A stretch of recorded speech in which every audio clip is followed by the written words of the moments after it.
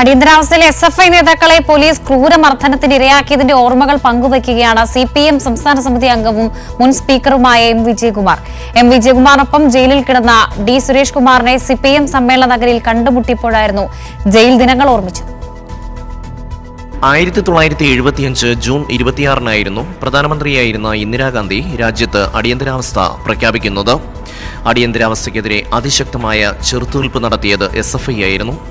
സംസ്ഥാന സെക്രട്ടറിയായിരുന്ന കോടിയേരി ബാലകൃഷ്ണൻ 19 മാസമാണ് മിസ നിയമപ്രകാരം ജയിലിലായത്. തിരുവനന്തപുരം യൂണിവേഴ്സിറ്റി കോളേജ് വിദ്യാർത്ഥികളായ M. വിജയകുമാറും D. സുരേഷ് കുമാർ അടക്കം വിദ്യാർത്ഥി നേതാക്കളെ പോലീസ് ജയിലിലിട്ട് ക്രൂരമായി തല്ലിച്ചതച്ചു.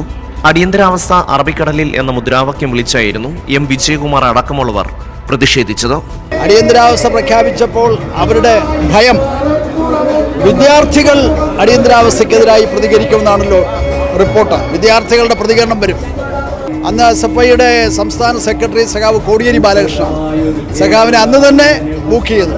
പക്ഷെ അടിയന്തരാവസ്ഥ വന്നപ്പം ചാർട്ട് ഓഫ് ഡിമാൻഡ്സ് എന്താ? അടിയന്തരാവസ്ഥ. അന്നാണ് അടിയന്തരാവസ്ഥ അറബിക്കടലിൽ എന്ന മുദ്രാവാക്യം ഇന്ത്യയിൽ ആദ്യമായി ഉയർത്തിയത്. ആ പ്രകടനത്തിലാണ്. പിന്നീടാണ് EMS എല്ലാം അത് ഏറ്റെടുത്തപ്പോൾ അതൊരു വലിയ സ്ലോഗനായി ദേശീയ തലത്തിൽ. പ്രതിപക്ഷ രാഷ്ട്രീയ നേതാക്കൾ ഒന്നടങ്കം ജയിലിലായി. വിദ്യാർത്ഥി നേതാക്കളോട് പോലും പോലീസ് കരുണ കാട്ടിയില്ല. അറസ്റ്റിലാകുന്നവരെ തല്ലിച്ചതയ്ക്കാനായിരുന്നു കോൺഗ്രസിന്റെ നിർദ്ദേശം. തിരുവനന്തപുരം യൂണിവേഴ്സിറ്റി കോളേജ് യൂണിയൻ ചെയർമാനും പുരോഗമന കലാസാഹിത്യ സംഘത്തിന്റെ സംസ്ഥാന ജോയിന്റ് സെക്രട്ടറിയുമായ D. സുരേഷ് കുമാർ. അന്ന് AKGയും EMSും ജയിലിൽ വന്നിരുന്നു ഞങ്ങളെ കാണാൻ. അന്ന് സൂപ്രണ്ടിനോട് AKG പറഞ്ഞത് ആ സ്ത്രീക്ക് ഭ്രാന്താണ്, ഈ കുട്ടികൾ നാളെ ഈ നാട് ഭരിക്കേണ്ടവരാണ്, അവർ പറയുന്നത് കേട്ട് നിങ്ങൾ തുള്ളണ്ട. അത് പ്രവചന സ്വഭാവമായി MA ബേബിയും G. സുധാകരനും M. വിജയകുമാറും പിന്നീട് മന്ത്രിമാരായി. ആ കേസിൽ 1-ാം പ്രതിയായിരുന്നു ഞാൻ. തിരുവനന്തപുരം യൂണിവേഴ്സിറ്റി കോളേജ് ചെയർമാനും. അവിടെ നിന്നാണ് പ്രകടനം ആരംഭിക്കുന്നത്. MA baby, G. സുധാകരൻ അടക്കമുള്ള SFI നേതാക്കളും അടിയന്തരാവസ്ഥയിൽ ജയിലിൽ ക്രൂരമർദ്ദനത്തിന് വിധേയരായി.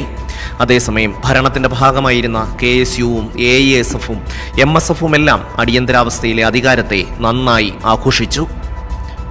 ക്യാമറമാൻ ബിച്ചു പൂവച്ചലിനൊപ്പം ഷമ്മി പ്രഭാകർ, കൈരളി ന്യൂസ്, കൊല്ലം.